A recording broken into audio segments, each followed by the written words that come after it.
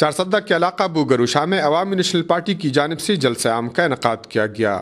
جلسہ عام میں صوبائی وزیر قانون ارشد عبداللہ سمیت مقامی رہنماؤں، کارکنان اور عوام نے کثیر تعداد میں شرکت کی۔ جلسہ عام سے خطاب کرتے ہوئے وزیر قانون و پارلیمانی امور ارشد عبداللہ نے کہا کہ صوبہ بھر میں ریکارڈ ترقیاتی کام کر کے ANP نے بہترین طرز حکمرانی کا ریکارڈ قائم کر دیا ہے۔ انہوں نے الزام لگایا کہ سینٹ الیکشن میں MPs نے اپنے ووٹ فروخت کیے، جبکہ پچھلی حکومتوں میں ملازمتیں بکتے رہے، لیکن کوئی بھی ثابت نہیں کر سکتا کہ ANP کا کوئی MPA بک گیا ہو۔ انہوں نے مزید کہا کہ پارٹی کے قائد اسفندیار ولی خان کی کوششوں سے صوبہ خیبر پختونخوا میں ترقیاتی کاموں کا جال بچھایا جا رہا ہے۔ دہشت گردی کے خلاف جنگ سے دیگر سیاسی پارٹیوں نے راہ فرار اختیار کی، لیکن ANP نے دہشت گردی کا سامنا کرتے ہوئے اب تک 600 کارکنان کی شہادت کا نذرانہ پیش کیا ہے۔ صوبائی وزیر نے کہا کہ پاک فوج ہمارے لیے انتہائی قابل احترام ہے اور پاکستان کی محافظ ہیں۔